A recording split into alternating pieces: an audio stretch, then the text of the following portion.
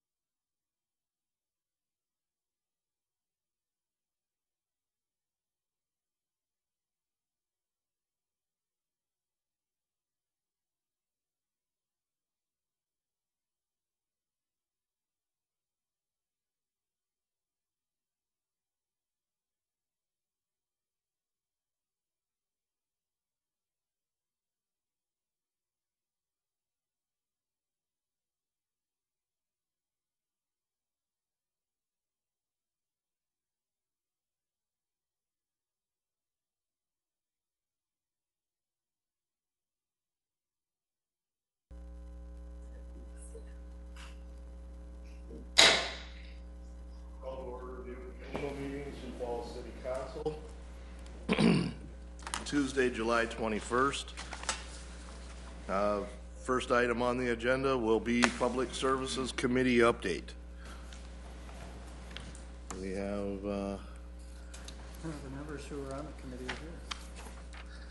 actually, Kenny. we'll have to skip that at this time. Second item on the agenda would be an update of the UDC meeting. It'll be Councilman Rolfing. You bet. We met last Thursday on the 16th and had a very good meeting. Going over some of the items that were on our meeting, we revised the FTA, Federal Transportation Authority, Section 5310.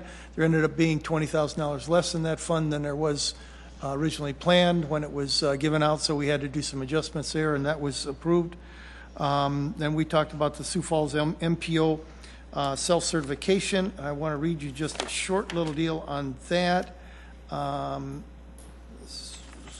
so that you kind of understand what's going on here. In accordance with Chapter 2345-.334, the South Dakota Department of Transportation and the Sioux Falls Metropolitan Planning Organization for the Sioux Falls, South Dakota urbanized area, they do a certification each year that transportation planning is addressing the major issues in the metropolitan planning area and is being conducted in accordance with all applicable requirements and then they list a whole bunch of deals from codes from civil rights to discrimination to disadvantaged business enterprises.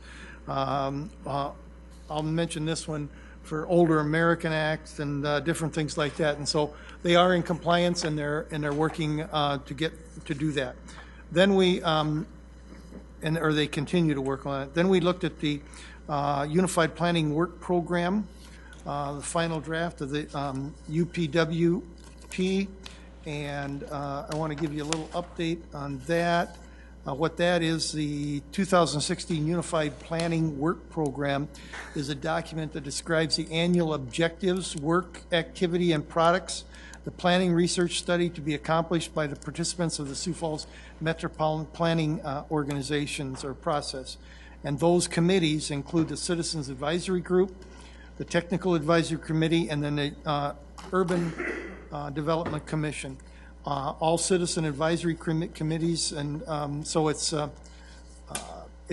process that they go through to make sure that the transportation projects that are happening around the Sioux Falls and the MPO happen in the right order and for the right reasons. The last thing on the agenda, second to last, is the draft Transportation Improvement Program, which is the 2016 to 2019, 4 years of what the projected projects are around the city of Sioux Falls and in the metropolitan area to give an idea of what is going to be done. And the 2016-19 Sioux Falls Metropolitan Area Transportation Improvement Program represents the prioritized programs of transportation improvements in the following multimodal areas: streets and highways, public transportation, aviation, railroads, bicycle, and pedestrian. Projects are prioritized with each program years by funding categories. So if anybody wants to know what's projected to happen around Sioux Falls in the next 4 years, I have the map. And I'm sure it's available online someplace too. Lastly, we looked at the long-range transportation program for 2000 out to 2040, and we're doing some planning, looking at what needs to be done and what can be done over the next, what would that be, 25 years? Looking 25 years out so we don't get caught. Very interesting meeting. A lot of things got done. Any questions I can answer? Councilor Staggers. I was also at the meeting too, and I guess I finally got it firm in my mind that there is nothing official about a Western corridor. I've been on the City Council for a total of 11 years, and during that period of time, people in the administration, in the city government, talked about it all the time, especially people in the planning department. But at this meeting, I learned that there is nothing planned for a Western corridor clear up to 2040. And so, despite that fact, there was an individual there who used to be part of the planning department who wanted to reaffirm, oh, we'll eventually have a Western corridor. Well, that's true. But the thing is, there's nothing at the state level, there's nothing at the UDC meeting when we take a look at all these different roads and so forth about a Western corridor. Now, maybe in the future the city will pay all that money for a Western corridor, but right now nobody else is on board. Okay. Can I help and respond to that if I could? Councilor, while you were not on council before you came back, Yes. We've seen maps of what the corridor has done. We even voted as a UDC to move the Western corridor from between sections to the Ellis Road to save money and things. Yes, you're probably not going to see it on a projection right now, and very probably the state hasn't designated any funds or put it on their telescope yet either. But I know it is there, and it may be a dream, but it's a dream that will probably come to fruition because the city's going to need it for the just to make sure that traffic flows correctly. So you're right. It's not, the state isn't saying, yeah, we're going to do that in 2023 or 33 or anything like that. But it is on paper in different places, and it is something that I think personally will be done eventually. Well, if I could respond, I agree. I think it's possible that it will happen. And you mentioned it's a dream right now, and I agree with that too. But we have to let people know this is a dream, something we're striving for in the future here, and trying to get the state and maybe other government entities also involved too. But it is a dream. There's nothing. I remember this moving of the area on Ellis Road and so forth. Yeah, that's a small part. It's significant, but it's still a dream, and we have to realize that. Thank you, Councilor Staggers. Councilor Kiley. It's possible that I could be mistaken, but during my time on the Citizens Advisory Committee with the Sioux Falls MPO, I mean, we had similar discussions of a Western corridor, and even to the point of right-of-way acquisition. And I specifically recall that there was one individual landowner that has been resisting that and that they've been working with for some time. But why we would go to that extent if it wasn't in our plans at some point in the future, that would be questionable, Councilor Staggers. But please why keep would we in go mind, to that point if we weren't planning on it? It was a city employee, and we don't have any money. We don't have any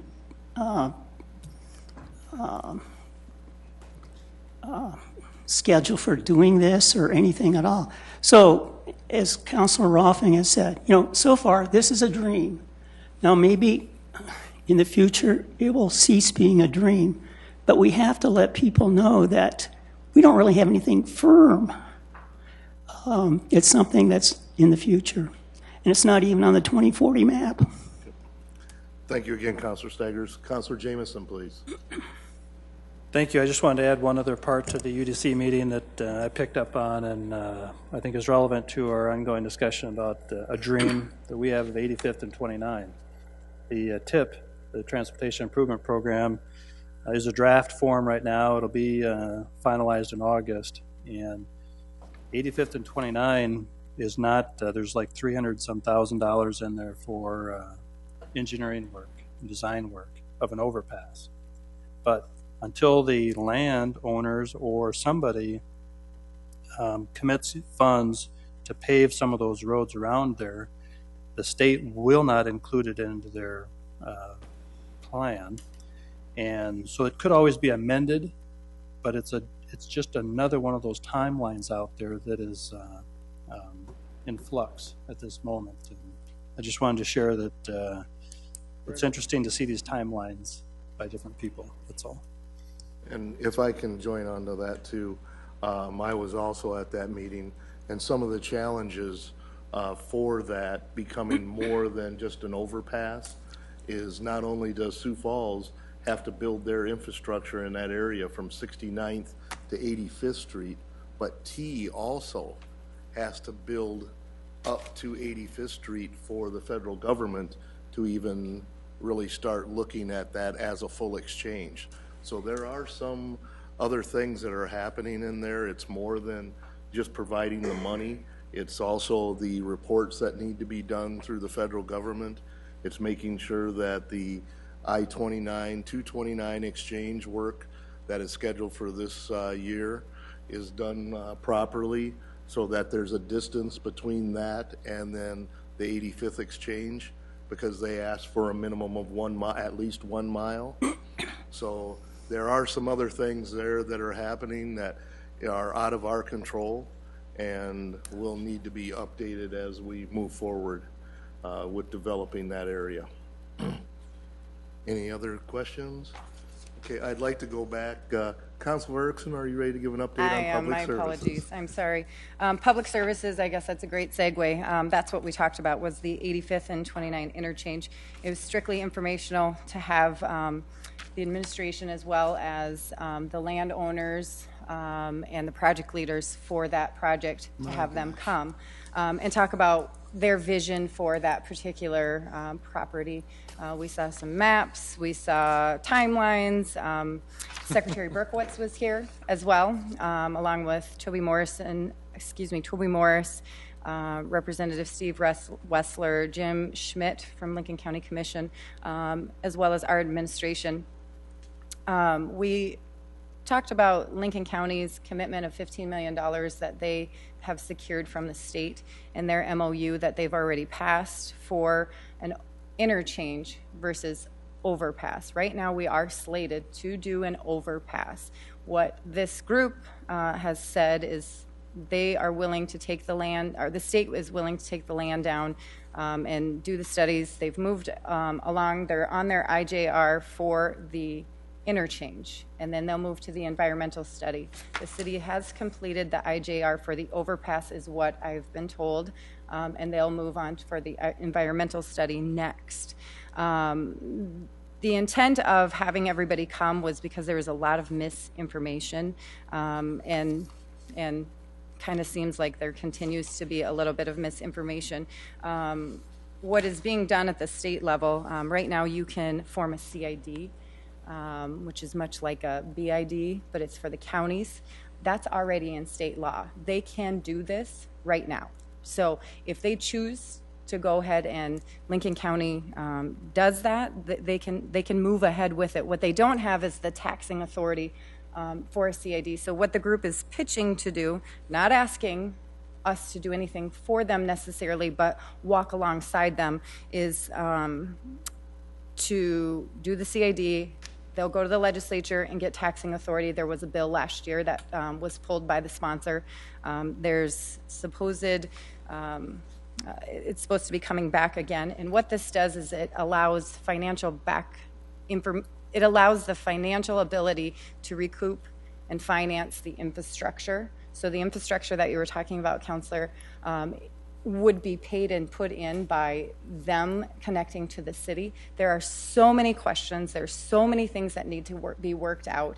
And it's not just a snap, let's do it. That's not how it works. But what they're asking is just for us to walk alongside. So what came out of our committee then is Secretary Berkowitz has offered to be a part of a committee that the council had said, yeah, let's do it. Let's be a part of this. Let's keep the conversation going. And so me being the liaison for the council and inviting all public service members to be a part of this. Our first meeting is July 28th, I believe at Darren Smith's office, where there will be a handful of the landowners and other county people. I did call the Harrisburg School District Superintendent, Mr. Holbeck, to invite him to be a part of it. I think it's important since that's in their school district and has a huge impact on their area that he is a part of it as well. So that's where we're moving based on our committee. We plan to come back in August and meet again with an update for the council when there is, when it doesn't conflict with our budget schedule. So they didn't come asking for money. They didn't come just, they want to work with us. So, and I think that it's important for us to be a part of the solution as they move forward with the CAD, so we can answer those questions and bring them forward as opposed to playing defense. Any questions? Right now with the CID, the only thing they can tax is property taxes, correct? Correct. And so they, are they going to be looking to change that in the legislature Yes. this next session then? yes, there was a bill last year that would give them taxing authority for sales tax, which when they would build maybe a big box store, that would help them recoup and pay for the infrastructure. And what they want to have happen. I mean, there was the most people I've probably ever seen at a public service meeting. I mean, it was a pretty packed house. What the group is proposing is that they will assume the risk, and once we are ready to annex, that we will annex the property, but assume all debt that has been created with the infrastructure, et cetera. So we won't get that sales tax money until we annex. Same thing with T. So my hope is they are moving forward with or without us. And so my hope is that we can be a part of that solution to make sure that we have the best interest of Sioux Falls as we annex and as we move forward. We want to make sure that CAD is written for the benefit of the future annexation and for the benefit of our community, because that has been identified as where we are growing. Otherwise, we're going to have a Dakota Dunes instance. They're a CID. They don't have taxing authority for sales tax, but they're a CID. And they've been in operation. I can't remember the year I don't remember the year, if it was the 80s or the 90s, but they've been around a long time. And so it's a tool that they can use, but just not the sales tax authority yet. So that's where I think that we need to at least be a part of the conversation and, include, Fifely, include Cooper, Cotter, everybody that are the expertise in there, because Attorney Fifely obviously knows all the language and is our researcher for that. So that's where we're at. Okay, Councilman Jameson. If I could ask the Councilor Erickson, what was I remember I was here listening, I think most of the council was, there was a difference between 2018 and 2020. There seemed to be maybe a discrepancy in a start date or something. Can you shed some light? Yeah, and Councilor Erpenbach kind of brought it to light, as well as how things adjust and move in our CIP from year to year, and how the projects kind of move a little bit, and how dollars move a little bit as well. And so Cooper, Mike Cooper had showed us the map and said that it was 2020 when the overpass would move forward.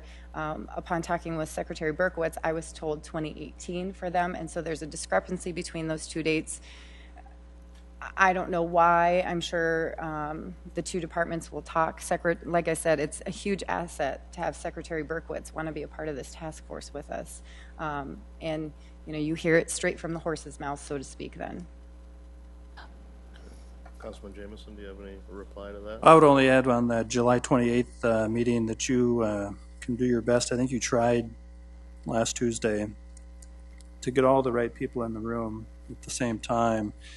But at that meeting on the 28th, if I were you, I would get a blank sheet of paper and go right down the timelines and go right down everybody's position, the landowners, the county, the city, the state, the federal government, and get everybody to see it on the same page and say yes or no. There's no hiding. There's no arguing. The facts are the facts. Either they get ironed out or they don't. But this seems to kind of have a mix about it that just seems like everybody's saying something different. But that 28th meeting, I think, is a great opportunity, again, to get everybody in the same room and just lay it out on a sheet of paper and call it. I think. Anyway, good luck.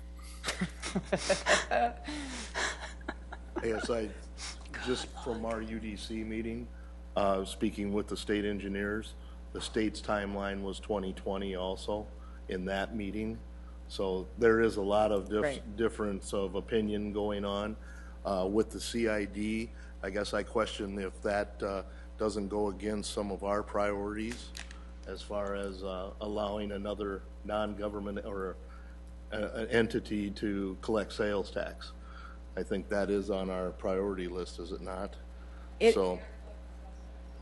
But they are looking to be able to, so that might have to be something we watch in the legislature.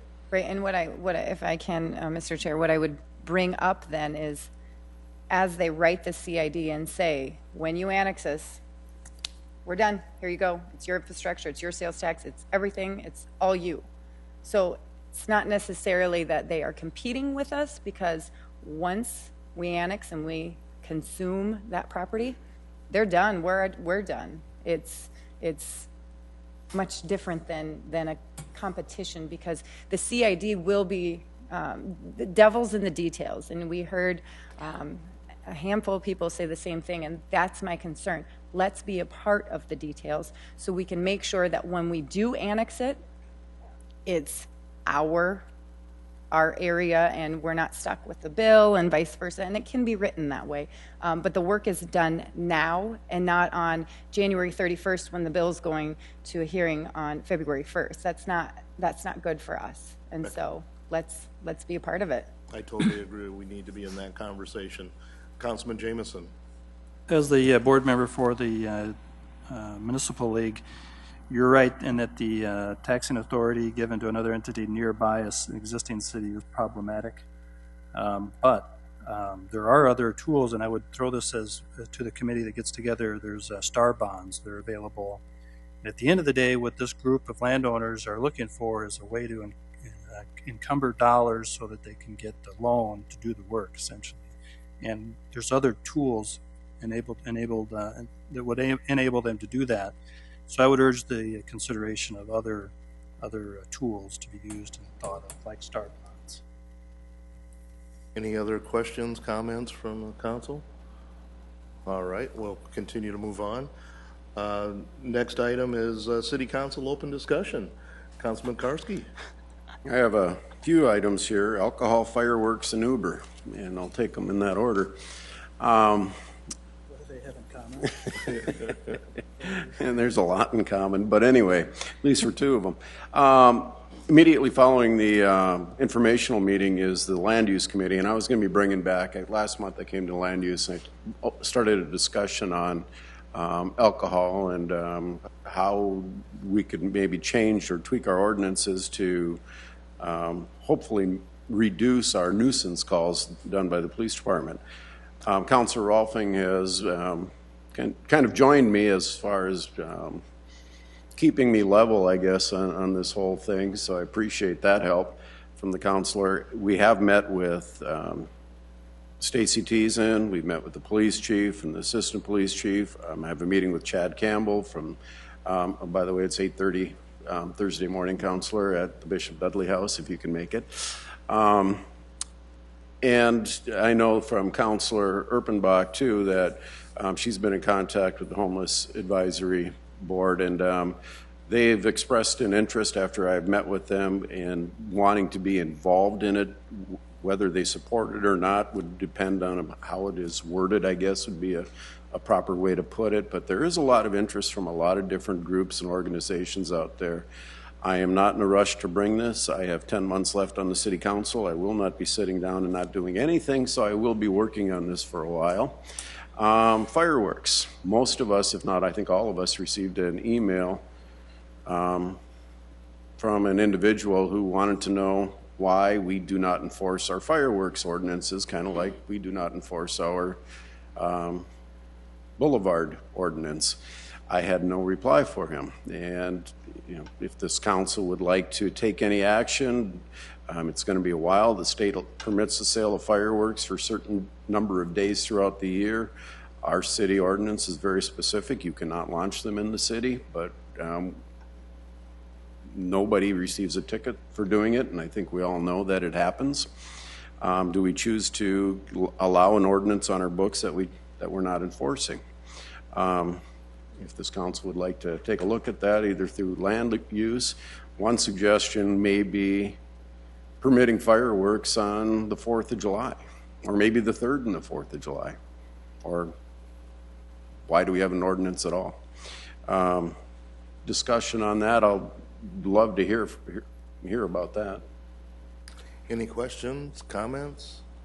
Councilor Erickson. I would agree with continuing the conversation. We own a property in Watertown, and they allow them on the 4th of July and only on the 4th of July. And I will tell you, they do enforce ticketing if you shoot them any other time when there's a complaint. So I would maybe even we could pull up what they do, mock it off of that, or at least research what they do enough to see if that would be workable for our community. If we want to do them, there's also a safety issue of drought, and if the drought is at X amount of levels high or this or that, maybe we don't want to allow it at all. I know the counties can say nothing in their counties when the drought is high as well. So just I would be in support of continuing to look at that. I think it's something it's fun, it's exciting, people love to shoot them off, but if we're not going to enforce it, why have them on the books? Okay. Councilor Karski, did you? Well, I'm just curious if Councilor Kiley would be willing to take that at land use. Thank you for sending yet another item our way. What committee are you on? I'm not on that one. Okay. I would be present for the discussion on it, though. But is that something? Does the council? I mean, by any other dissent or agreement on this, Councilor? Councilor Urfenbach? I don't disagree either. I think that I'm not a fan of fireworks. I don't appreciate them. They terrify me. Fire is one of those things that, that's what my bad dreams are about, right? But it came down, my response to the gentleman who emailed all of us was, it's an enforcement issue. We are not the enforcers. We have set the ordinance as it is. And the deal about enforcing is, I can call and say, hey, my neighbors are setting off fireworks, but by the time a cop gets there to check, they're done. And the cop can't write a ticket for someone that's not doing anything. So that's where it comes down to. I mean, we can write all the ordinances we want or take them away or whatever, but let's be realistic about it. In terms of enforcement, I don't know that we have a whole lot of power. And maybe it is a date thing, I don't know, but... And I could be wrong, and I don't know if a city attorney is here, but I think the cop has to physically see you lighting it in order to give you a ticket. It can't be me saying you did that, because that is not a ticketable offense at that time. So, again, the complaint was from the individual. He said, I'm a reasonable person. I understand, July 3rd, July 4th, a day or two, but he said 5 days of fireworks going off in my neighborhood. And if, you do allow it for a day and then you enforce it, the rest of the time, I don't know. It seems reasonable to me. And as our ordinance is written, we say, no, you can't do it. But we know it's happening a lot. Okay. Well, we'll assign that to land use, and we'll keep moving. Did you have another subject, sir? One more, yes. Before this meeting, several of us have met, Councilor Jamison, Rolfing, myself, Jamie, and from licensing and a city attorney, and we kind of talk about should we or why would we or could we change our vehicle for hire ordinance and expand it because of the TNC or technology networking company called Uber and Lyft and others like them, so that we, unlike our fireworks and our boulevard ordinance, if they come to town, and do we choose to ignore them or do we choose to make them so that we can be accepting of them and have them operate within what we deem as a safe environment? So that discussion's ongoing, and we'll probably be bringing that up sometime in October also to Public Services Committee this time. Why, thank you. So, What committee are you on that we can send something your way? Operations. So have any questions on the alcohol, fireworks, Uber? Any questions on Uber? Okay, well, we'll wait to see that on the Public Services Committee's agenda. Okay, anything else that for open discussion? I see none, so we will move on to the presentations. First presentation we have is our monthly financial report by Tracy Turbach.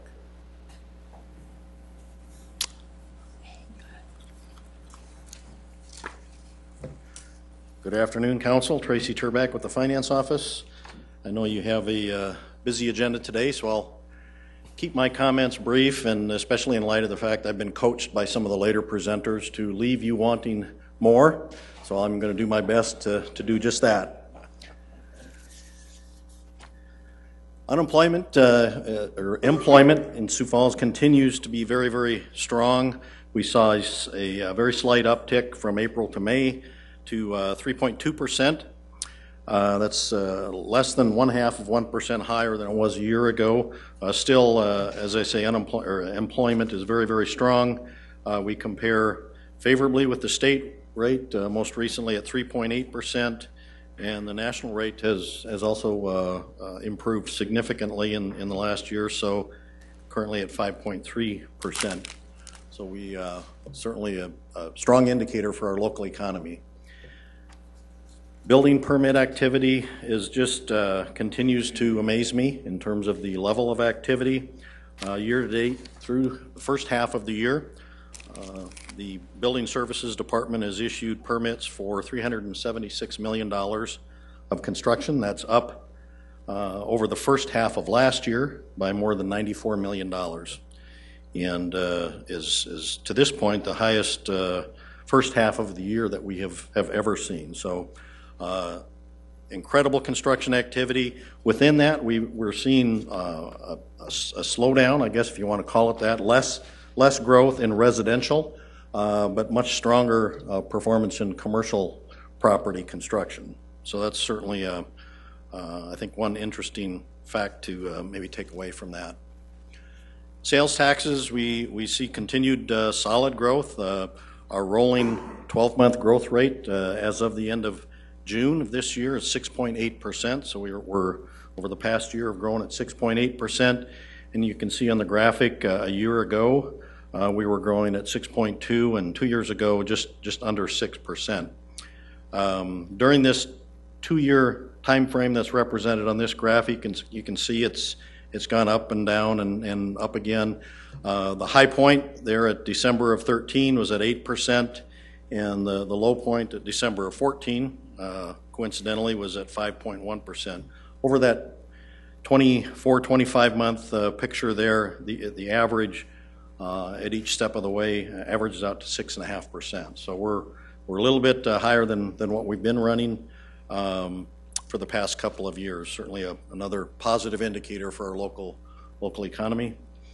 Entertainment taxes over the last 6 months have just really shot up. You can see we've gone from where we ended the year at just below 6%, getting close to 9.5% growth rate now over the last year.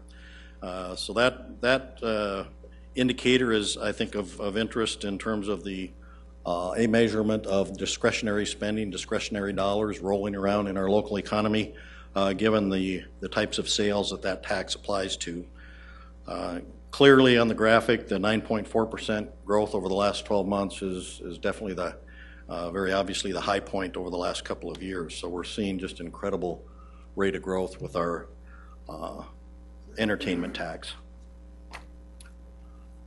Now looking at a snapshot of our general fund revenues and expenditures, as I had communicated to you, we really continue to run very much on track with expectations on both revenues and expenses in the general fund. Year to date, revenues through June are just under $70 million, which is 48% of what we budgeted.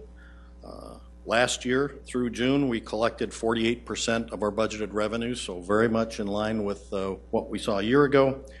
On the expense side of the ledger, through June, we've expended $68.3 million in our general fund, which represents 46% of our budget. Last year through June, we had spent 47%. So again, very, very much in line with past years. Those two numbers combined reflect an increase in our fund balance through the first 6 months of about $1.7 million. By year end, we do anticipate that we will utilize a portion of our fund balance to meet expenses as we've talked about before and as was anticipated when the budget was originally adopted. So with that, I will try to answer any questions you folks have. Any questions for Councilman Staggers? Yes, Tracy, I believe August 1st, 2014, we took control of the event center. Is that right? August the 1st? I think the date of substantial completion was August 1st or thereabouts. Mm-hmm. Yes. And here we are, we're coming up to August 1st, 2015. Has everybody been paid? The contractors and... There is the budget remains intact. We are working through a number of what are called day two items. That's been occurring now for a number of months, looking at additional equipment or modifications to the building that have, because SMG Innovations have learned through the operations of the facility. So those items continue to occur. So if you look at your report, you see just about every month we're spending some funds yet at the event center out of that construction funds. So if I understood you correctly, everybody's been paid except for some of these little minor things that have come up over the past year. I guess I don't know where we stand in terms of everybody, as you say. I don't believe we've expended the full amount of the prime construction contract. I think there's still a balance remaining on that below what was the guaranteed maximum price. And do we have any date now for when this is all going to get over with as far as the construction of the event center? I guess I don't have an answer for that. Okay. Councilor Karski? Thank you. Tracy, fill me in or remind me how, with the entertainment tax, that's the third penny. Does that go into the general fund, or are those monies obligated to specific things? And how do we account for any surplus or shortfalls with that? Yeah, those dollars generated from the entertainment tax do not go into the general fund. They are put into a separate fund called our entertainment tax fund, and they are restricted both by state law and by city ordinance in terms of the use of those dollars, and they are restricted to be used for our entertainment venues. So that's how we fund our contributions to the contract, the operating contract for example, the pavilion, for operation and maintenance costs for the Orpheum Theater, the convention center, the arena, the event center. All of those things are part of that entertainment tax budget. So we do, over and above the operating contracts, there are operational and maintenance items. The capital improvements that are made to those entertainment facilities are all now funded out of that entertainment tax. Have we had instances where we've had surplus or shortfalls in that revenue? Well, the balance in the funds over time will go up and down depending on what kind of projects we have in the budget for any given year. Councilor Urfenbach? Thank you. Tracy, I apologize. This is the part of the program where we play quiz the finance director, and I should have asked this earlier, and I didn't. I'm looking at the increases in sales tax rates that we have now, and they seem, I mean, they're really high compared to what we're used to. Can you remind me what is in the budget for that expected growth for 2015? What did we say? Do you remember? Was it 6? Was it 5? Was it? And it gets a little bit confusing because the original budget, of course, is based, we make that midway through a year, so we don't really know where that particular year is going to end up. So for the 2015 budget, we estimated a growth rate halfway through 2014, not knowing, of course, what the second half of 2014 would bring. So in terms of percentages, we had estimated 5% growth. Yeah. Because 2014 did not, the second half growth rate did slow down. We ended 2014 at a lower amount of revenue than what was anticipated. So we started out a little bit behind this year.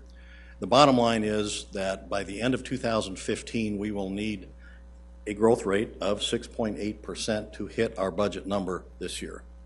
So we're right where we need to be in terms of the growth rate to make our sales tax revenue estimate for 2015. Right now, but you're guessing then, because that's what struck me, was that you said a minute ago that by the end of the year we're going to be dipping into reserves a little bit to make the budget. That was what kind of struck me, because the numbers look awesome. But so talk about that based on the history that we've seen the last couple of years. What do you think is going to happen at the end of the year that makes you say that we need reserves? That was the intention going into the 2015 year. We had budgeted, in order to make our budget balance in the general fund, we budgeted to use about $5.3 million of fund balance, knowing that typically revenues come in a little higher. We never spend 100% of our budget. That we wouldn't use all 5.3 million of that, but we do expect that there would be, and at this point in the year, there's a lot of things to happen yet, a lot of year left. But I would venture an estimate somewhere in the range between $2 and $3 million of fund balance would be utilized. Okay, good. Thank you. Councilor Jameson. Tracy, on the entertainment tax, up at 9.4, on its way to 10, like you say, record-breaking, crazy talk almost. Can you quantify that in dollars at all? What that increase has generated? What that dollar amount might be, just in any way? Do you have any way to? Yeah, the entertainment tax will generate approximately $6 million, $6 to $7 million a year overall. So a 10% increase would be $600,000. I don't know that we'll hit 10%. That those tend to go up and down. I mean, we've seen it go up for 6 months. It could go down for the next 6 months. It's just. Time will tell. Thank you. That's good. Any other questions for Director Turbach? Councilor Karski. So when I'm looking at the financial report on page 4, it says the available current cash balance of the entertainment tax fund is $5.5 million. Is that's unobligated? It's money that we're basically having our piggy bank? That's available to fund the current budget, right, and future budgets. I mean, we've got a budget of $9 million. We've spent only 1.8. So the total expenditure budget for the entertainment tax fund this year is $9.1 million. And the revenues are projected at? The revenues are projected at about $6.6 million. So we were anticipating utilizing a portion of that fund balance for this year as well. Yeah. And some of that goes to the major repair and maintenance projects that we're doing. For example, the pavilion, you folks just recently approved a very significant roofing project at the pavilion. But, Tracy, but that money there is earmarked for specific entities that the city owns, correct? Correct. Yep. It all goes to the entertainment venues that we talked about. Okay. Any other questions? Thank you, sir. Next, we have an IMC Study Abroad presentation. It will be presented by Denise Tucker, our Assistant City Clerk.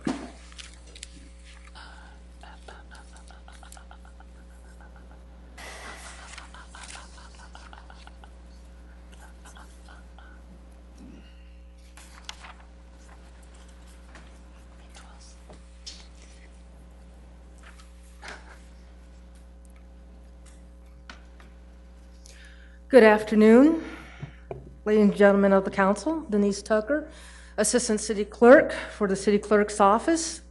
And if I would have known Tracy was going to actually listen to me and say to leave you guys wanting more, I would have had a better presentation. But instead of great numbers, I have some fun pictures for you guys. First off, I am here to say thank you. Thank you for investing in your staff and giving me the opportunity to attend this program. This is a unique program that the International Institute of Municipal Clerks puts on. It's different than the annual conference, which was held this year in Hartford, Connecticut.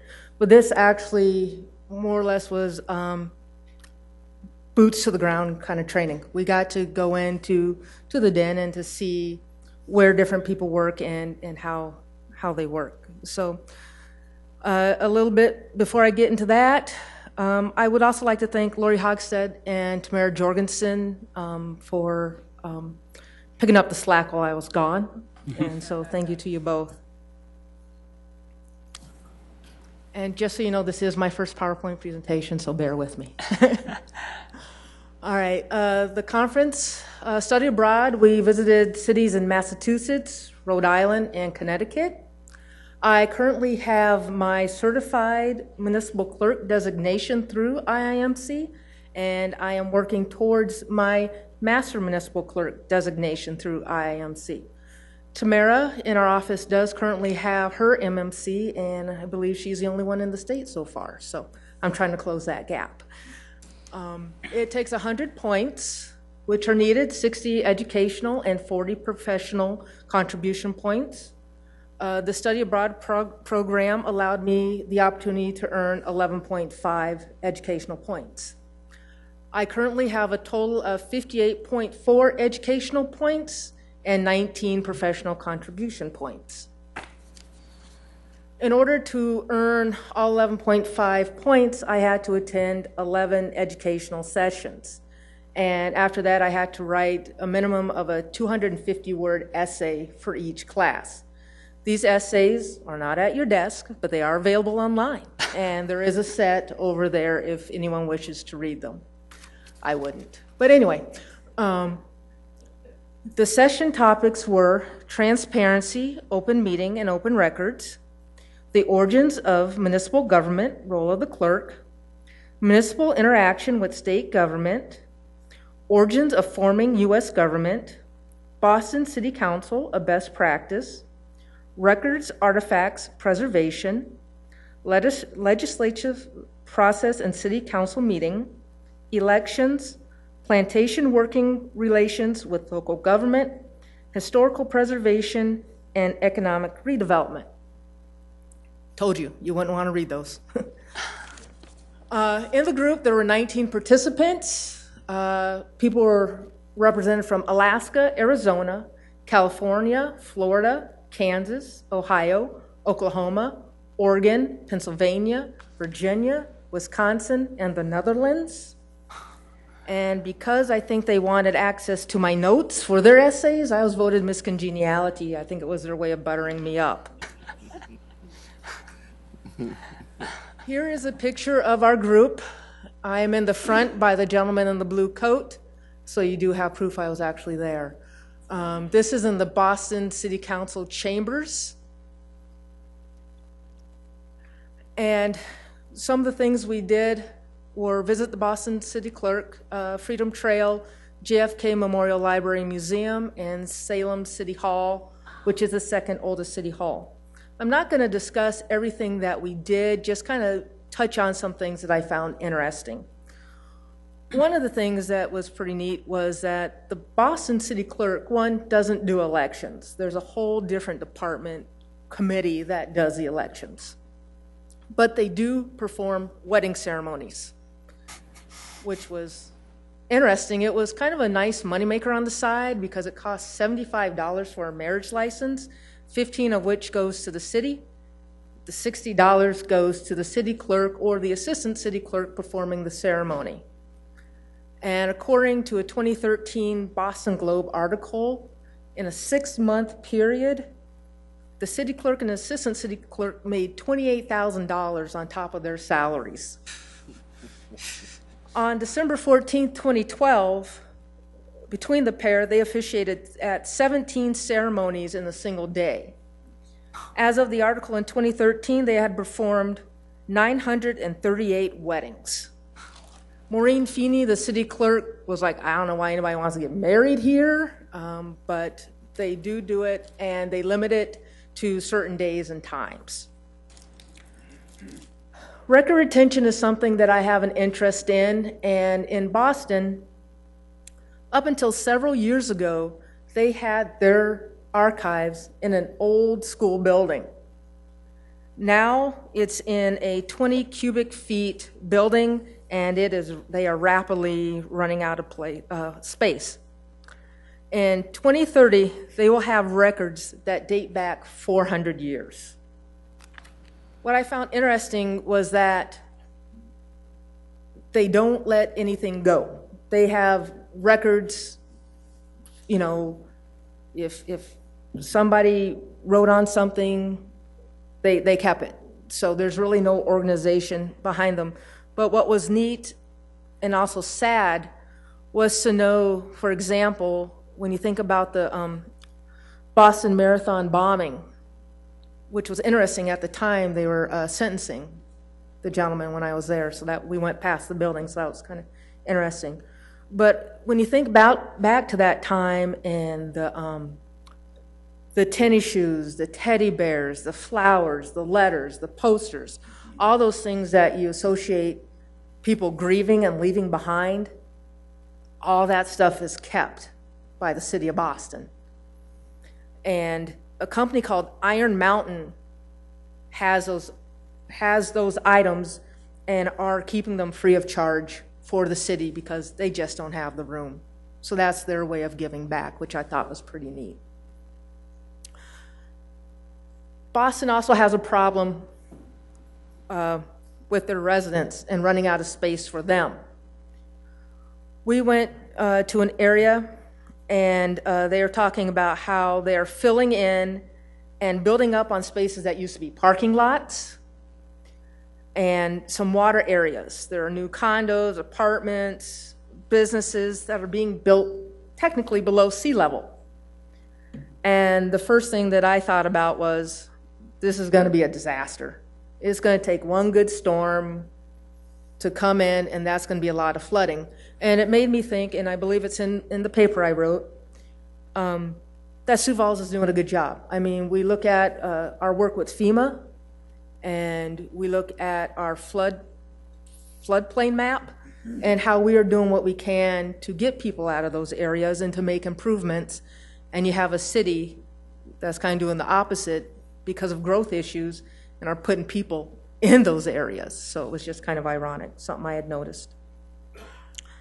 Salem, again, the second oldest city hall, was built with surplus federal government funds. It's one of the few places that this occurred. And what was interesting about that is the tables and chairs that were in there have been in there since 1838. So it was kind of like stepping back in time. I mean, the artwork on the walls, the furniture that they used, it's kind of living history. You get to see it every time. One of the things that I thought was interesting regarding public input for Salem is you have to, if you want to speak on an item during their council meeting, it has to be an item that is on their agenda. You have to sign up 30 minutes in advance, and they give it 15 minutes total. Once that 15 minutes is up, that's it. No more talking from the public. You can only stick to the agenda. So Sioux Falls is very progressive in the fact that our public input allows the citizens a voice gives them, the 5 minutes to talk about whatever they wish to talk about, and how they're given another opportunity to speak on items when they come up on the agenda. So again, kudos to you, and Salem just kind of needs to get out of 1838 and kind of get with the program. Here again are some more pictures, proof that I was there. This gentleman here, Paul Revere, aka Norm, our tour guide. He's talking to us in Boston's Back End, and the little tiny picture on the right is Paul Revere's house.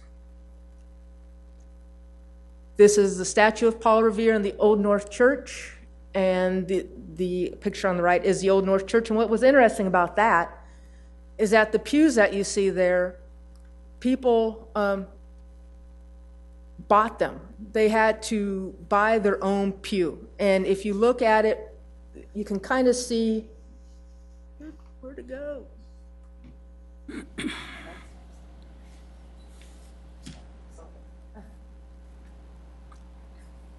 You can kind of see the plaques on them, and they discuss who purchased it, the year, and you had to have money to do that, and it was for your families or anybody else you wanted. If you couldn't afford the pews, then you had to go upstairs to the balcony.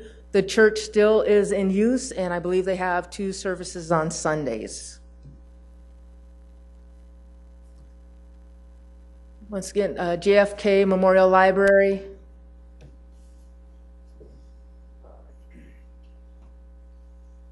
Is the other picture, and let's see here, and Salem. There's the old Grist Ginnie Mill and the Mayflower 2.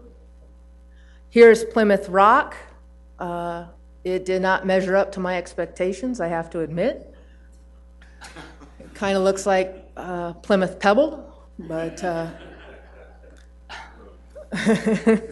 on the right is a lady named Shirley. She was with the Plymouth Plantation. She's one of the Wampanoag Indians. And what was neat about Shirley is I mentioned I was from South Dakota and our Native American population, and her husband's from Vermilion. And her wedding ring was of Black Hills gold. Providence, Rhode Island was our next stop on the tour, and we went, there's a 1-mile stretch called Benefit Street. And what was neat about that was this was their first attempts at historic preservation and how the houses were deteriorating on Benefit Street. And so when one of the colleges was tearing down houses, a banker's wife said, wait a minute, let's take some of those houses and save them and move them to the street. And so, but she insisted that they retain their historic sense. Lack of a better word. So that was pretty cool. And once again, they were able to tell you what year the houses were on the outside. So there are some really old houses there. It is a very neat area. If you're ever in Providence, just check that out. The next place we went to was Newport. Now, upon first view of Newport, coming over the bridge, you see beautiful water, you see lots of boats, and you think, wow, this is a place that has a lot of money. There are mansions there, all these fancy cars, and to come to find out that they have the highest subsidized housing in the state. Their population is 24,000, and it's rapidly declining, and the middle class is rapidly shrinking. In fact, the city clerk that spoke to us had mentioned how she grew up in Newport, and you can't afford to live there anymore. It's just ridiculous for them. One of the neat things about economic redevelopment, schools in Newport Heights, was they took 4 old schools and built one big new school, but unfortunately they're already overpopulated with that school. They converted one of the schools into Newport Tech Works, which is a technology incubator. So they're using that again. Another place that they spoke about was Ptonomy Hill. And I believe I spoke to Darren Smith about this just really briefly when I came back because I was very excited to hear about Ptonomy Hill. What it is an old World War II Navy barracks area. And when the Navy left the area, it became public housing. The bad thing is it wasn't kept up.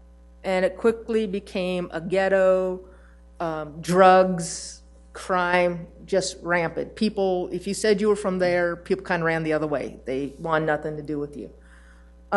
So with the help of federal funds, they have torn down or are in the process of tearing down Ptonomy Hill and building Newport Heights. And what's really neat about Newport Heights is the people that used to live in Ptonomy Hill had to show that they were upstanding citizens, so to speak, and they were allowed to apply to live in Newport Heights. And in the area, it's going to be, people are going to be in subsidized housing, pay regular rent, and be able to purchase their own home. But it's all within the units. The people aren't going to necessarily know. I could be living next door to Councilor Anderson, and he bought the unit, and I'm just paying regular rent. You know, it's a mixed-use area. In Connecticut, we stopped at Mystic, which is a touristy town, and that's where I believe at the time the Mayflower 2 was.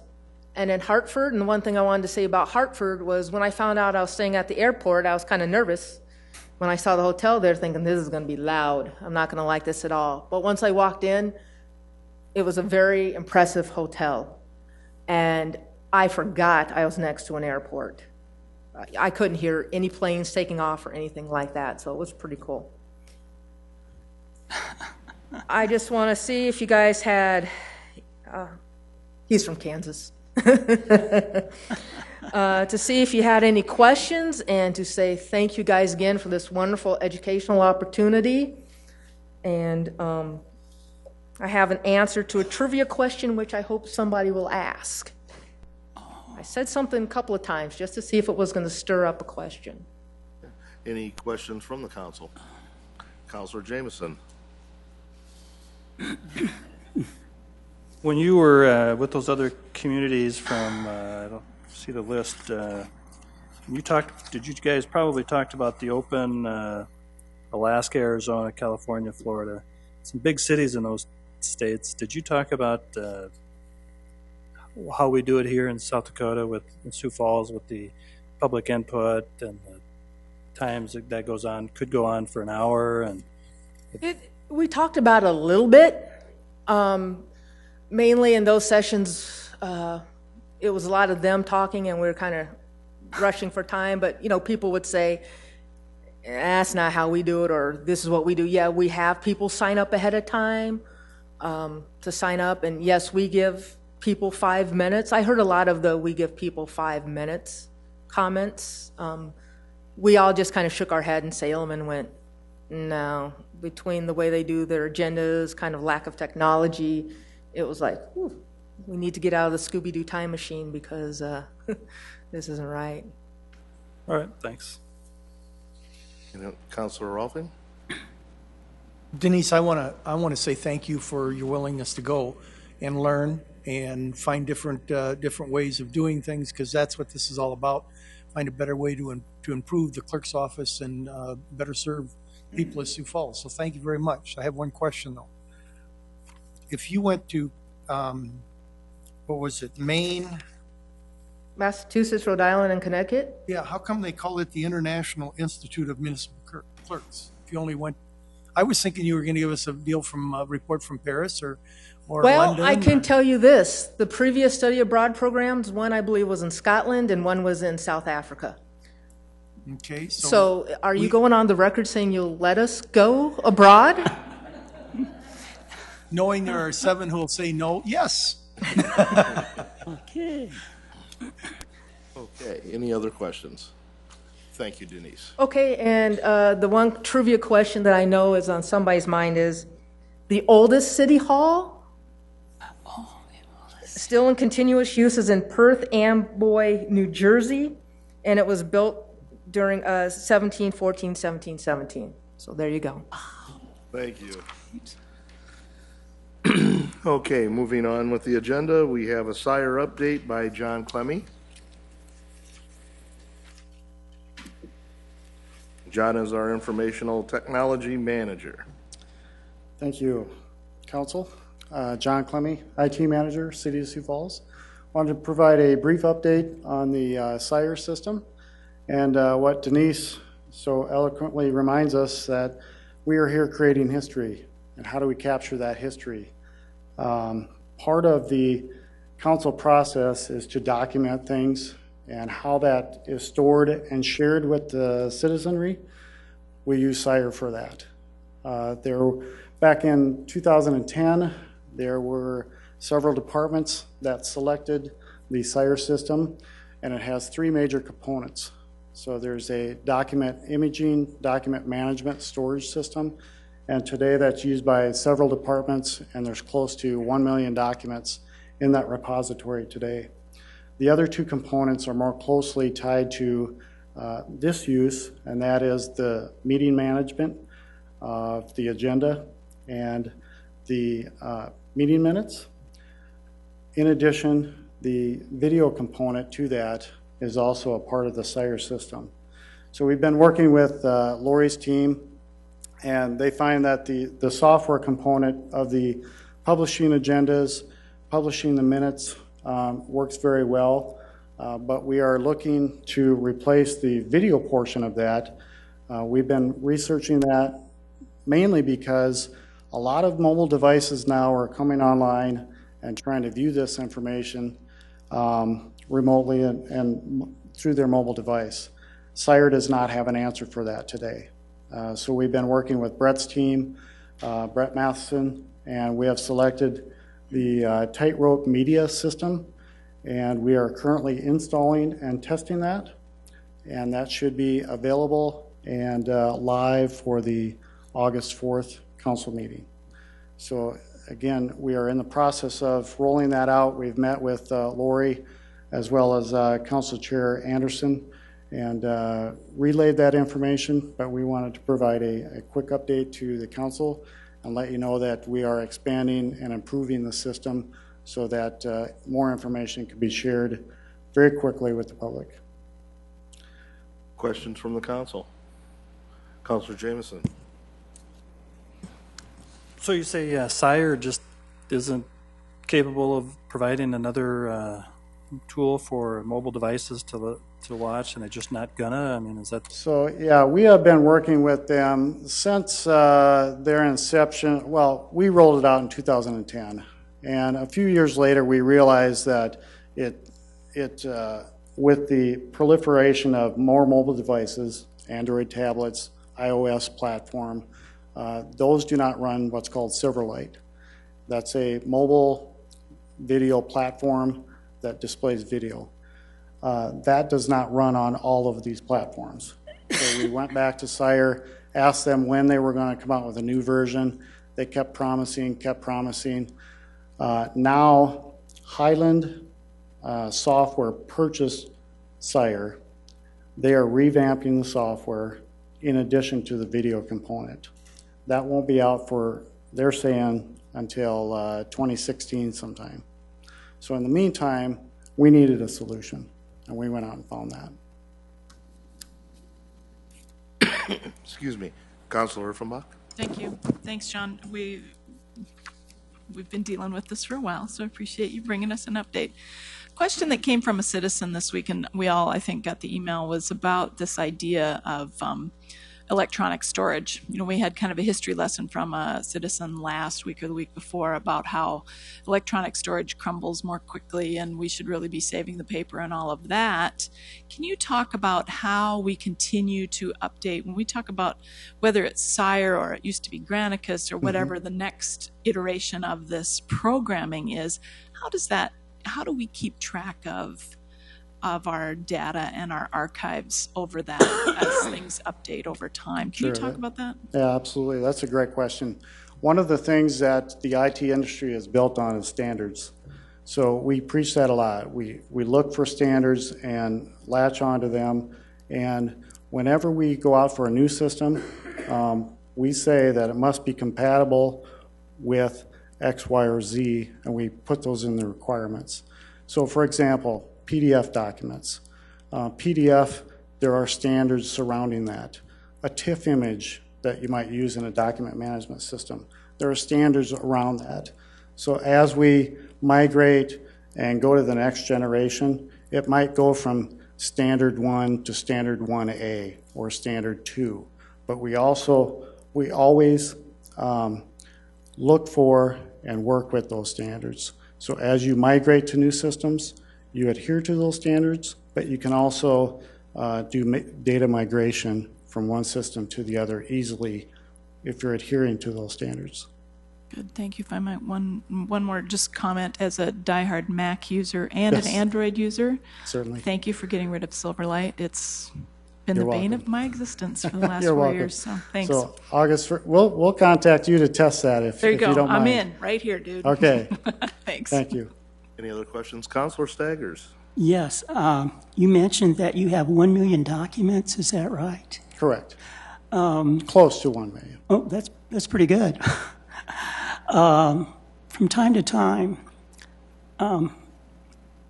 people will talk about there's been some change in the video. Do we have any regulations, or I don't think we have a ordinance prohibiting any change or modification of this material? There are no changes to the video. The video is published as it is recorded. Okay, so if somebody would come to you and say, can you maybe just delete this part of the video, you would say, no, I cannot do that. Absolutely not. Okay, thank you. You're welcome. Any other? Counselor Erickson? So just as we sit here, our screens are flashing. Yeah. Is that because of Sire or No, because? that is the from audio last week? video within this room. And I think it ties back to issues that were stemming from last week. There was an overheating issue with one of the video switchers, and it looks like we're still dealing with that. Another just follow-up question.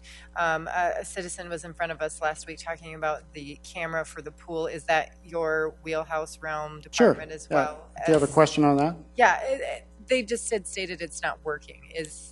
Sure. What's the, I guess maybe just give us a, So that is live, first of all. There are also limitations with the webcam that we installed in terms of not every device is going to be able to view that. So standard desktops certainly are viewable. Some iOS devices are also viewable for that link, but not every platform. That link, I should articulate, goes directly to the camera itself. So again, it's a small miniature device that doesn't provide the depth and breadth of every platform. right. Thank you. You're welcome. Counselor Fumbach? If I could just add to that, Councilor Erickson, when we were hearing that testimony, I got on the webcam on siouxfalls.org and was able to view it at that moment as during the testimony. So it does come and go a little bit, but it's technology, so sometimes, stuff happens. There was one day in particular where we had to actually move the camera. So there was a day where it was down. Thanks. You're welcome. No other questions? Thank you, sir. You're welcome. Thank you. All right, moving on with our agenda. Next item is TIP application 2014A, Tyler Block, and we'll have Darren Smith. I'm not Brent O'Neill. You are not. Yeah, sorry. Darren Smith, Director of Community Development. Brent is on vacation this week. And sometimes that's just the way the timing works out, but that's a good place for him to be. And he'll be back to carry forward with this. Brent, as I think you guys have come to learn, he's really our in-house TIF staff person, our in-house TIF guru. He's involved with these things from start to finish, all the details. Certainly that's the case with this as well. But again, in the spirit of keeping things moving forward, we wanted to make sure we kept our date here. The project we're here to talk about is one that's being called 3rd Avenue Lofts. They've applied for a TIF, and so of course that's why we're here. And you have an item on your agenda tonight as well. There's a lot of good information here, a lot of information that certainly you need to be made aware of. I also understand you've had a full schedule, you have more stuff to come, so I'll go quickly. But please understand also that the item on the agenda tonight is for its first reading for the development agreement only. The actual TIF plan and boundaries will be on your agenda as resolutions the first meeting in August. That same night, you will have the second reading of the ordinance for the development agreement. So there's multiple items. We have a couple weeks before you're asked to vote on anything, so there's plenty of time if you still have questions and so forth. So I want to make that clear. But again, I'll go quickly and hit the highlights here. Just real quick, I wanted to start, again, put things in perspective and proper context. TIF, as you folks know, has certainly got its fair share of attention over the last several months or even the last few years. So we're going to do our best as we go forward to, again, continue to educate and update you folks on some of these numbers. To give you a sense of how we've handled TIF as an economic development tool over the last 5 years, if you go back the first 20 years since TIF 1 was approved in the City of Sioux Falls, and that was in 1989, the City of Sioux Falls over a 20-year period approved 9 TIF districts. So that would be an average of about every 27 months, approximately, the city was approving a TIF district. If you look over the last 5 years, we've approved 9 TIF districts in 5 years. So we doubled the number that was approved in the 20 years prior to that. So that'd be an average of approving a TIF district about every 6 months compared to 27 months. 7 of those 9 TIF districts were approved in downtown or in core neighborhoods that are either adjacent to or very close to downtown. 3rd Avenue Lofts, again, the project in front of us right now for consideration, it would be the 10th TIF district approved if you approve that. Additionally, there is 1 active TIF application that we have in front of us right now. I would expect to come to the City Council very soon, and there is at least 1 to 2 others projects that I believe are very likely to apply for TIF and will be coming forward in the next few months. So those are the ones that we're aware of as more than simply possibilities, likelihoods. Okay, so 3rd Avenue Lofts, I want to start with kind of a bird's eye view of downtown here in this specific part of downtown. The star, of course, represents where the project is proposed to be. You can see some of the landmarks around it to the north and south would be the post office and Sunshine Foods, so you're all familiar with those. Now we're going to zoom in a little bit further on the site. You'll see 2 stars here as well as an outline with the yellow boundaries. Those are the proposed TIF district boundaries. The first star you see is where the 3rd Avenue Lofts project is proposed. It would go where what we commonly refer to as the Tyler Building today. The second star is another project we're going to talk about, which is part of, well, it's within the TIF district boundaries, but will not receive increment of any kind from the TIF to support it in any way. That will likely be a market rate project, but it's needed to make this other one possible. This other one, the 3rd Avenue Lofts, has an affordable housing component as well as a market rate. So again, hang with me here for a couple slides and we'll get into this. But this, again, is an idea, gives you an idea of where it's at. And down in the lower left-hand corner, on the corner of 13th and 2nd Avenue, what you see here as dirt turn, that's, of course, where Clint Ackerman has his townhouse project that's still in the process of being developed and constructed, I should say. Okay, again, staying with the site, bird's eye view, and now getting into some of the projects. The black box on the far right, Project 1, and that's depicted in the rendering immediately above it. That is the 3rd Avenue Lofts project. That's the one that would be the recipient of the support from the TIF district. It's approximately 82 units.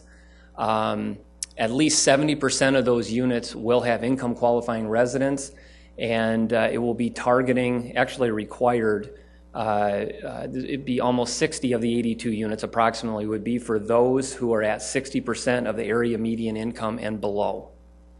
Oftentimes, a lot of affordable housing projects that have been done historically in Sioux Falls have been 80% and below, and then a lot of the tenants end up being at that 70 and 80% level. And we're certainly trying to do better to balance that and get those lower. So this is a great example of that. This is anticipated to be about a $12 million project, and TIF has been requested. Project 2, and you can see where that's identified to be. That would be, at this point in time, it's anticipated that would be 40, give or take 40 units, multifamily dwelling. Those would be market rate. Those would not be affordable housing. It'd be about a $6 million project. And again, no TIF would be utilized to support the project. But the reason that we have larger boundaries drawn here, and we're talking about Project 2, is because if the TIF district boundaries were around Project 1 only, which is more typical, it would not provide enough increment along with the other funding sources at the state and local level to close the financial gap and make the project feasible. That's why you see it depicted the way it is, and that's why it's proposed the way it is. There are previous examples. TIF 12 for Uptown Exchange lofts in the Uptown area downtown was somewhat similar. Its boundaries were actually somewhat significantly larger. I believe TIF 1, going all the way back to the first TIF, I believe that was a downtown-wide TIF. So is it typical to see boundaries beyond the project site itself? Not necessarily. Is it unprecedented? No. And it's absolutely appropriate. Further, you need to know that the properties we're talking about here, 5 total, are all owned by this development group. They're all owned by the development team and members of the team for Project 1. And of course, they're all supportive. Okay, TIF summary. So the details with this specific TIF district, what was requested is $1.6 million in tax increment financing support, as well as $350,000 from what we've been calling our affordable housing large project program. What we are recommending is up to or not to exceed approximately $1.5 million in TIF plus financing costs, and then $350,000 from that affordable housing program in the form of a loan. So that's how we're proposing to approach this. What we anticipate most likely happening, if all the projections are accurate, we think that more likely about $1.2 million from the TIF proceeds will be used to support the project, combined with the $350,000 affordable housing loan from the city. So we like the idea of combining these two, not only because it makes a lot of sense, it's appropriate, it's eligible, and all those things, but it shortens the life of that TIF district. It pays it off faster, and of course, the county and school district and even the city are pleased to see that. Again, further slide here on some of the details associated with the TIF district, up to 1.5 in TIF. Here are some of the expenses that it would be proposed to reimburse the development team for in the project. So building demolition of the Tyler building, associated site preparation, utilities infrastructure, rebuilding the parking lot, other associated site improvements, project fees, professional fees, all very standard reimbursable items that you will find in a number of other TIF districts that we've approved over the years. Okay, a fiscal review, again, looking at the site itself that we're talking about, there are actually 5 separate parcels or structures in the TIF district, again, all owned or under the control of the development team or will be as a part of this project. The current assessed base value of those properties is about $2.2 million. When both of these projects come to fruition, the new assessed value will very likely be closer to $7.5 million, and that will generate an estimated increase of annual tax payments in the TIF district by about $165,000. Now, that is a weighted average over a 20-year period. The exact number will be different each year. It will, more precise number can only be determined if we knew exactly when each of these projects would be built and done and so forth. So this is a very good estimate we have working with the development team and the county, and this is what, of course, will drive the increment or make the increment available for the project. You've seen us show this this illustration before. We want to continue to do that again under the heading of education and how do we make these decisions and recommendations. These are the 4 buckets that we try to apply each project to as far as the litmus test, if you will, for garnering our support for recommendation. The necessity, what that means is we need to determine in looking at all the project financials that we require and request provided to us, we need to determine that there is a financial gap. There is truly a financial gap involved with the project. Secondly, the use of the dollars. We talked about the demolition of the building, site preparation, rebuilding the parking, infrastructure, utilities, those types of things. What will the dollars be used for? Are they eligible? Are they things that we consider public benefit in combination with the project as a whole? So what are the use of those dollars? And we've talked about those. We're very comfortable with that with this project. Significance and impact, of course, we have the affordable housing component. 70% or more of what is a large residential project will be affordable and will be at that 60% or below level. This is a residential project in downtown, again, a pretty large one by previous standards of what's been built historically. A stated goal, maybe the top stated goal in the recent 2025 downtown plan was to get more and more people living downtown, add to that residential component, because that's what drives everything else downtown for economic development. So that's important and it's present in this project. And then the area enhancement, if you look at, again, what's going on in that area, the townhomes that are being built is intended to be an owner-occupied component with Ackerman's project. The opportunity to not only get the affordable housing market rate project we have in front of us, 3rd Avenue Lofts, but we also get that other project. The developers really have to double down on themselves and do that project too, to fuel the increment at a level that would be acceptable to reimburse themselves for some of these expenses. So it's kind of a 2-for-1 in that respect. The other project, more residential, it would be market rate. I would also say a couple other things on this project in particular. They are targeting young professionals in particular. These apartments will largely be 1-bedroom units, and there will be some 2-bedroom units, but mostly 1-bedroom units. The income levels, the rent levels, all those things, they're really going after young professionals, which I really, think that's something that we're lacking downtown, affordability for young professionals in particular. Lastly, the situational factors. I don't think this bucket is as important in this particular project as the previous 3, but again, an opportunity with the properties all owned or will be owned by the same small group of people and controlled by them. Some of those things with targeting young professionals and affordability, the other things going on in the area and so forth, and this will enhance that. So I know it's a lot to throw at you, and as you're probably getting an appreciation for, these development projects are never easy or simple, and when they require TIF and other funding sources to help them become a reality, they get even more complex. But we tried to simplify it as much as we can, understanding, again, this is our first attempt at an informational on the project. We have 2 weeks available to answer any questions you have. Tonight is just a first reading on the development agreement itself, and then in August we'll be back for your approval. So, questions? Yes, I have 2 questions, Darren. First of all, who is in this group? And then secondly, you mentioned most of these would be 1-bedroom. At this time, what are they guesstimating how much rent would be?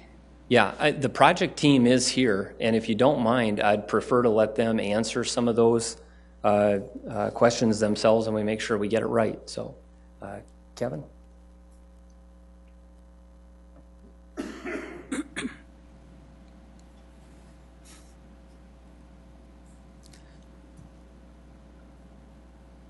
Hi, my name's Kevin Keating. I'm with Urban Housing Partners. I've partnered with Legacy Development here in Sioux Falls. Aaron Holgren is back here. Aaron would come up, but it would take him a little while to get here. He's on crutches. In answer to your questions, the rents that we're proposing for the one-bedroom units at 60% and below AMI, the asking rent would be approximately $725 for the one-bedroom and $865 for the two-bedroom. And we also have a market rate component. We'll have some additional one-bedroom units at market rate. And did you have another question? Okay, and then Councilor Uffenbach. I think questions for Darren.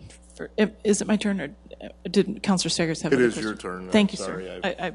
Thank you, Mr. Chair. Payoff time, Darren. Would you remind us? Yeah. I know you said it, but payoff time on this one. Yeah, we're anticipating, our best estimate would be approximately 15 years. The reason we say that is, again, it is somewhat dependent on what is the timing of Project 2. Does it happen sooner? Does it happen later? It's all dependent, of course, upon the county assessing it where we're projecting they will, and of course we communicate closely with them. But depending on the timing of those things, I think the best estimate would be 15 years. I think it could be less than that. It could be a couple years longer than that. It just depends on the timing of Project 2. Okay. Then if I might, one more question about the one-bedroom option, because that kind of goes against some of the things we've heard recently in terms of what the needs are and for this, what we're calling workforce housing, really. Yeah. We're hearing more and more that the waiting lists in terms of federal subsidies for vouchers are more for 3, 4, 5-bedroom type rentals.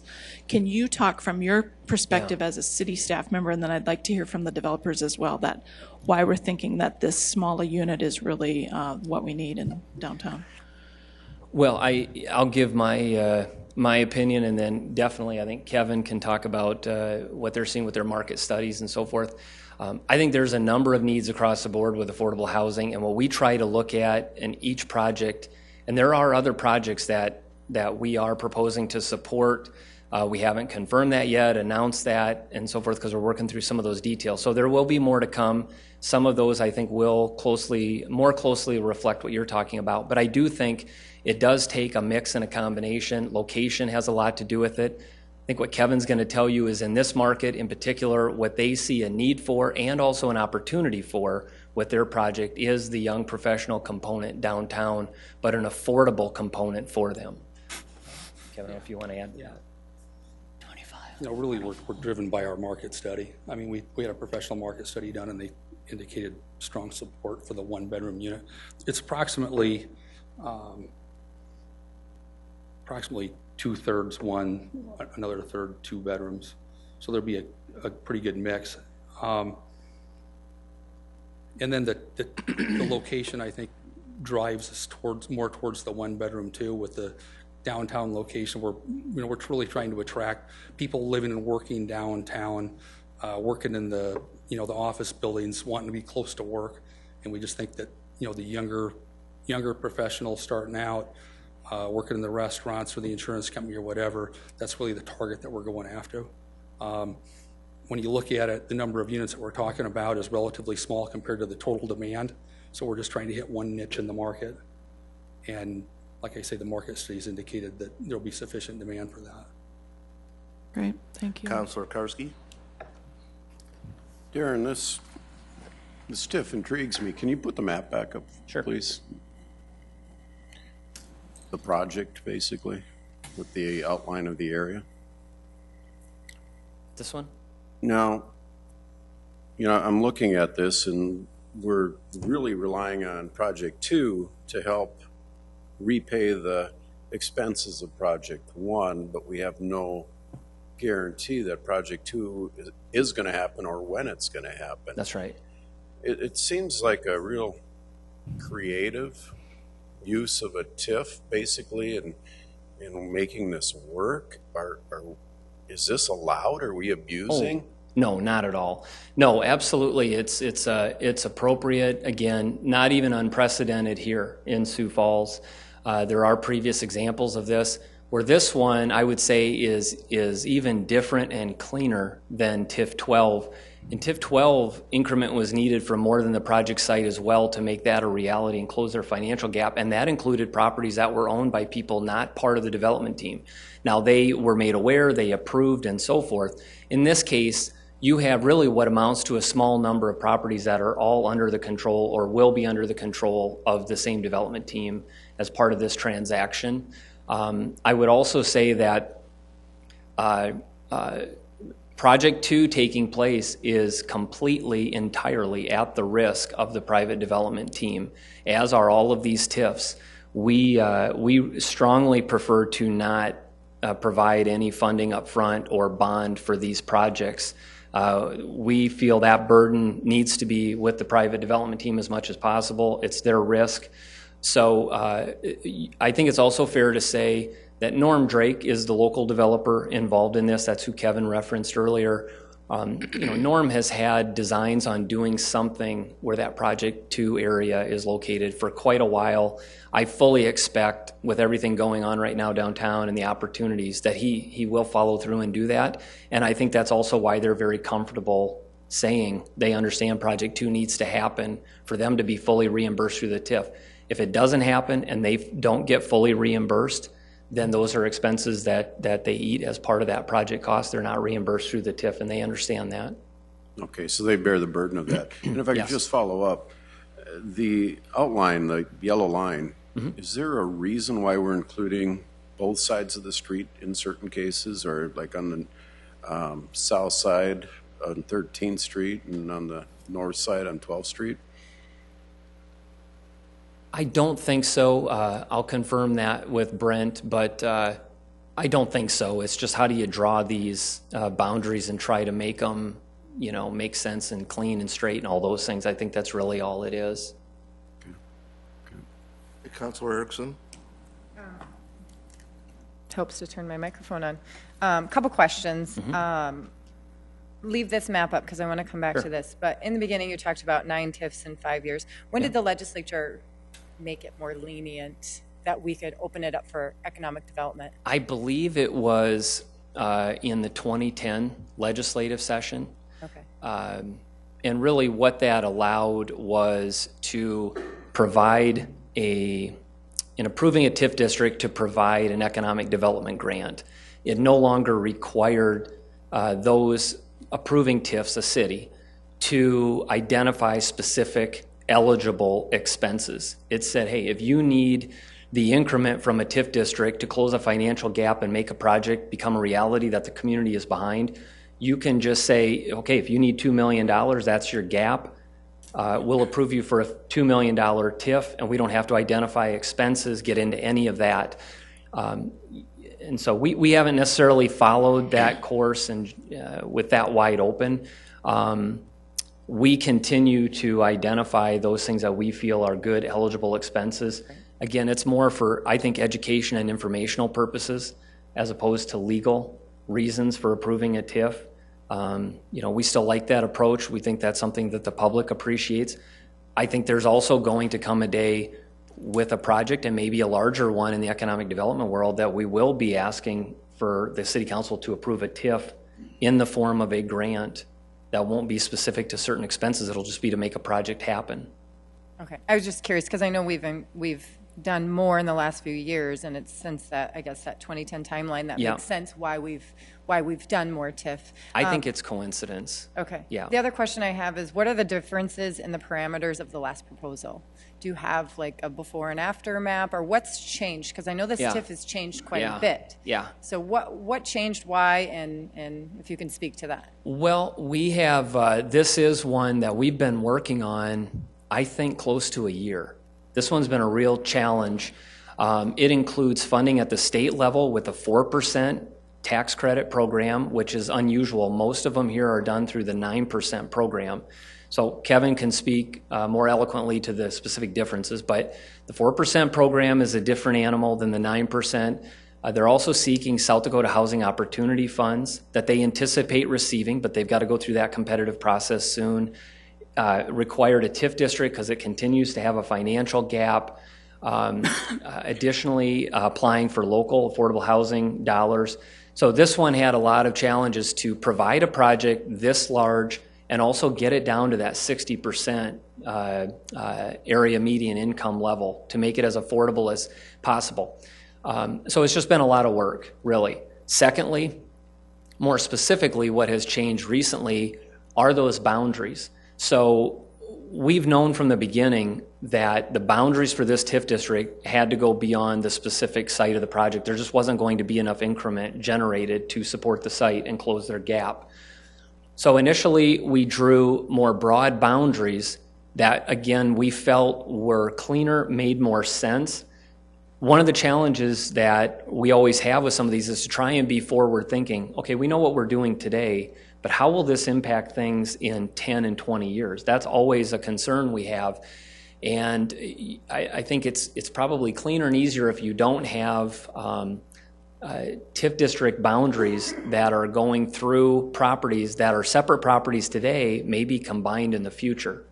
So that's what our thought process was, but and we went to Planning Commission initially with that, and I still believe there's a lot of merit to that. But clearly, what we found was there was, feedback and resistance from some of the other property owners to. I believe a lot of it was just understanding really what was taking place with this. It would not adversely impact them. But there were issues with that, and we just felt like, look, this is a really, really good project for downtown. These folks are ready to move forward. They need to apply for funds at other levels. We need to move forward, and the boundaries were really just going to become a distraction from what is otherwise a really good project. So we reined them in to only those properties that members of this team have control or ownership of. Okay, so last follow-up question. Kevin, does anybody in your development group own the small box there between the two properties? There's like a parking lot and then that building? If it's inside the yellow line, yes. What is that building there?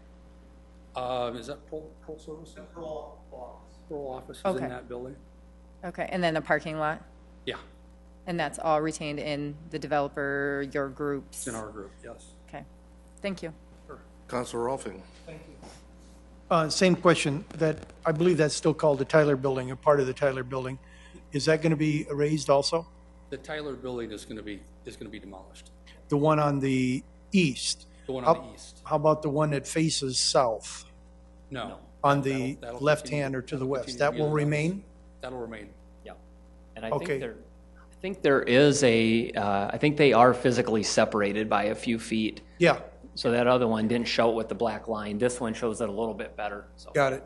Okay. Couple of things. The small unit, as I think, I don't know that Councilor Stager's question was answered. The small unit that you've got that's going to be built second, that's going to be a market rate.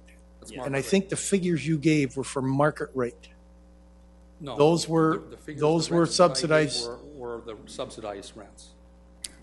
Okay, so that would be on the one on the east, and the other ones will be at market rate, which will be, and the ones on the east, the main building, will be mostly one-bedroom apartments also? Because I heard that the one-bedrooms are going to be mostly for the more upscale one here on the west. No, we haven't determined a unit mix yet for the west property. Okay, So that hasn't been determined. We've got, I can break it down for you. We got 36 one-bedroom tax credit units, 26 two-bedroom tax credit units, and 20 market rate one-bedroom units. okay, In the east building. okay.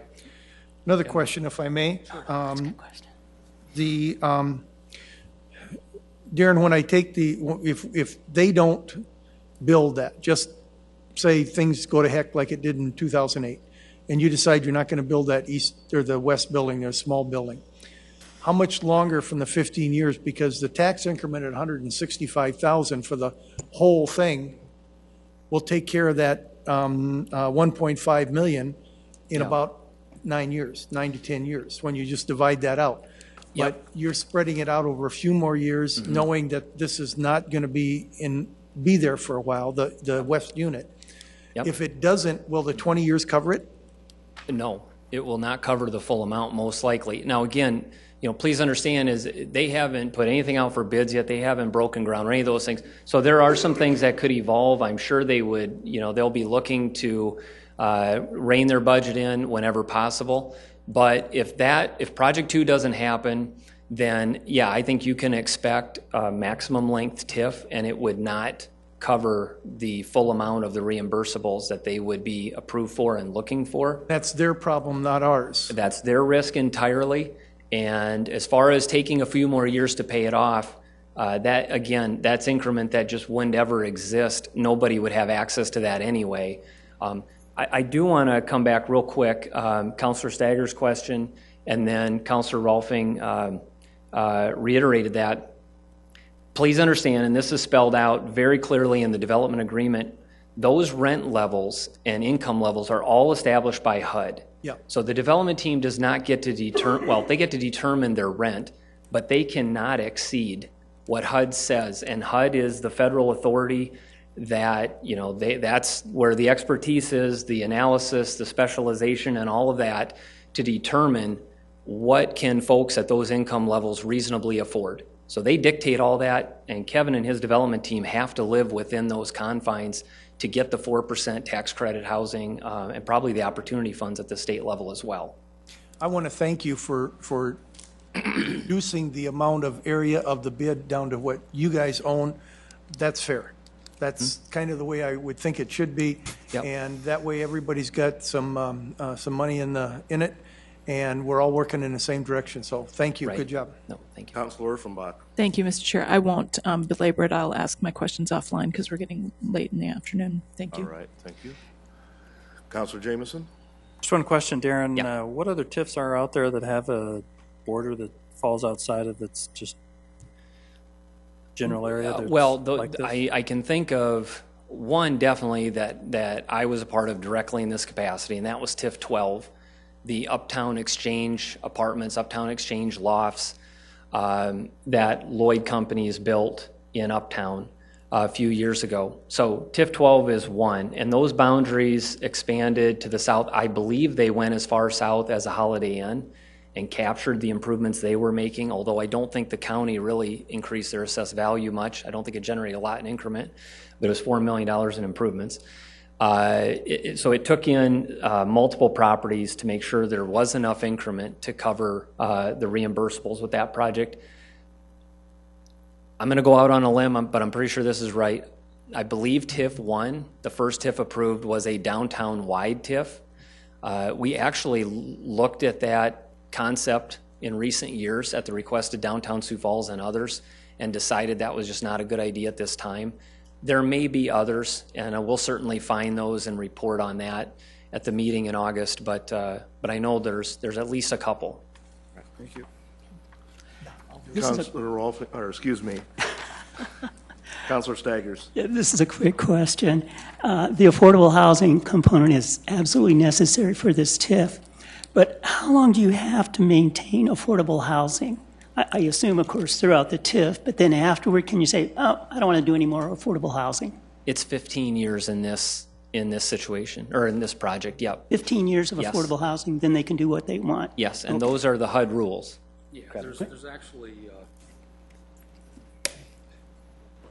and I'm not positive, but I think this is the way it is in South Dakota right now, is right now, when you get the credits, I think you're committing to 30 years, but there's they call it a qualified contract at year 15 where you can apply back to the state for a qualified contract to have your property released. It's an application process, and then there's a burn-off period. So 15 years minimum, and then there's a 3-year burn-off period for the credits as well. So whenever the program or the property does come out of the program, you've got to deal with that 3-year burn-off. Okay, So that's thank you. the minimum. Thank you. Yep. All right, thank you, gentlemen. Thank you. Looking for a motion? I would move that we go into executive session with legal counsel about proposed or pending litigation or contractual matters pursuant to South Dakota CL 1-25-23. Second. All in favor, say aye. Aye. We will move into executive session. The informational will be adjourned after the executive session is over. Thank you.